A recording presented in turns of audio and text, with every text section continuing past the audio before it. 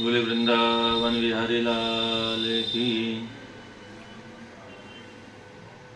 सज्जनों, जन्माष्टमी का उत्सव ब्रज में धूमधाम से मनाया जा रहा है। पूरा ब्रज मंडल सजा हुआ है। सभी आश्रमों में धूमधाम से जन्माष्टमी का त्यौहार मनाया जाएगा। और एक बहुत बड़ी समस्या हमारे सनातन धर्म में ये है, कुछ महानुभाव तिथि को महत्व देते हैं, इसलिए तिथि अष्टमी तिथि आएगी उस दिन जन्माष्टमी मनाते हैं। कुछ कहते हैं नहीं, हम तो जिस बार में जन्म हुआ उस बार को महत्व देते हैं, बुधवार को महत्व देकर के बुधवार को मनाते हैं, बुधवार जब आएगा तभी मनाएंगे। कुछ कहते हैं नहीं, हम तो नक्षत्र को मानते हैं, तो जिस नक्षत्र में भगवान कृष्ण का जन्म हुआ, अब नक्षत्र का जन्म जब चर्चा होती है तो रोहिणी नक्षत्र में भगवान का जन्म हुआ, बुधवार को जन्म हुआ और अष्टमी को जन्म हुआ। और इसलिए कभी कभी बुधवार और रोहिणी नक्षत्र दोनों एक जगह हो जाते हैं, अष्टमी अलग हो जाते हैं, तो दो तिथि में जन्माष्टमी का उत्सव मनाया जाता है। और कभी तीनों जब 3 बार अलग अलग दिनों में आते हैं तो फिर 3 उत्सव मनाए जाते हैं। और इसीलिए जन्माष्टमी 2 अथवा 3 दिनों मनाई जाती है और समाज में इसका संदेश बहुत अच्छा नहीं जाता है। तो मैं महापुरुषों से, विशेष करके शंकराचार्यों से प्रार्थना करता हूँ, महामंडलेश्वरों से, अन्य विद्वान कथावाचकों से, सब एक मंच पर इकट्ठे हों और एक मत इस विषय में अपना निश्चित करें, ताकि पूरे देश में सनातन धर्मावलंबियों को एक ही तिथि को जन्माष्टमी का उत्सव मनाने का सौभाग्य मिले। ये जो प्रश्न बार बार उठता है, पहले तो ये प्रश्न उठता था तुम्हारे यहाँ भगवान कितने हैं, किस भगवान को माना जाए, किस भगवान को नहीं माना जाए।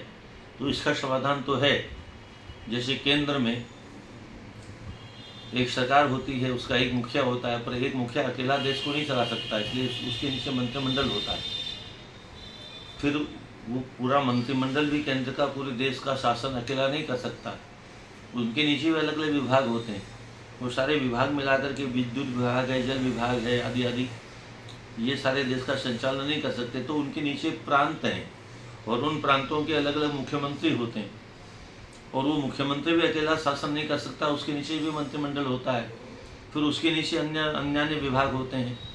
और जैसे एक मुख्य केंद्र एक है, प्रांत अलग अलग हैं, जैसे साइकिल के पहिए में केंद्र एक है और तिलियाँ बहुत सी होती हैं, तो सब मिलकर के पूरे उसको साइकिल को साधती हैं। ऐसे केंद्र एक होता है, परंतु मंत्रिमंडल, केंद्रीय मंत्रिमंडल, फिर प्रांतों में मुख्यमंत्री, फिर उनका मंत्रिमंडल, सब, और उसके नीचे अधिकारी, फिर उसके नीचे छोटे कर्मचारी, पुलिस इत्यादि कर्मचारी मिलकर के पूरे देश का संचालन करते हैं। तो केंद्र में तो एक परमात्मा है, वो परमात्मा के नीचे देवताओं का मंत्रिमंडल है और देवताओं के नीचे भी अलग अलग विभाग है। ऐसा मान करके हम 33 कोटि देवताओं की कल्पना करते हैं। तो ये तो सिद्ध है कि एक व्यक्ति परमात्मा, जिन्होंने सृष्टि बनाई, वो सृष्टि बना करके और स्वयं विश्राम करते हैं, अपने आनंद की समाधि में डूबे रहते हैं, उनसे दुनिया का कोई लेना देना नहीं। वो तो अपनी लक्ष्मी की तरफ भी आंख उठा के देखते नहीं, इतने निरपेक्ष भाव से रहते हैं।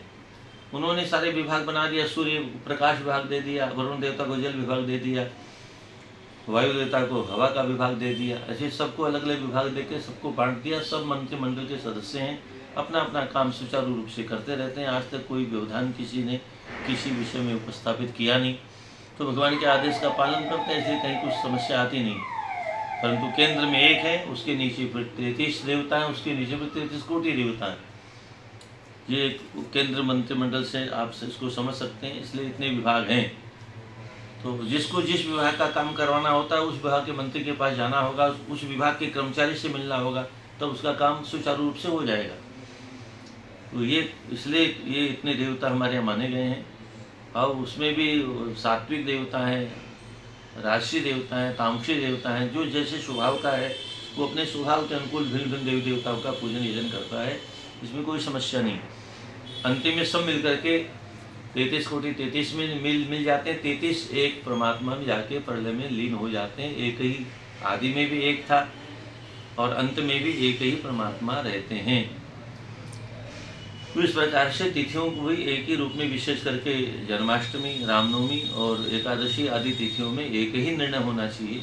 जैसे केंद्र में एक परमात्मा, ऐसे ही एक ही तिथि में उनका पूजा अर्चना इत्यादि करने का निश्चय करना चाहिए महापुरुषों को, ताकि सनातन धर्म में ये क्या चक्कर है, क्यों ऐसा होता है, क्यों ऐसा होता है, ऐसा कोई प्रश्न उत्तर, ऐसा कोई तर्क वितर्क करने का अवसर प्राप्त ही न कर सके।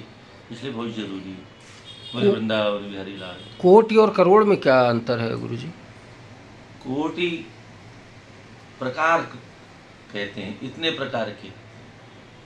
कोटि का मतलब करोड़ नहीं है, कोटि का मतलब 1 करोड़ से समय, ये कोटि बने प्रकार, 33 प्रकार के देवता हैं।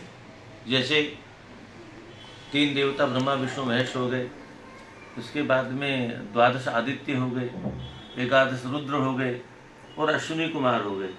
ये कुल मिलाकर के 33 प्रकार, 33 कोटि मन 33 प्रकार के देवता हैं।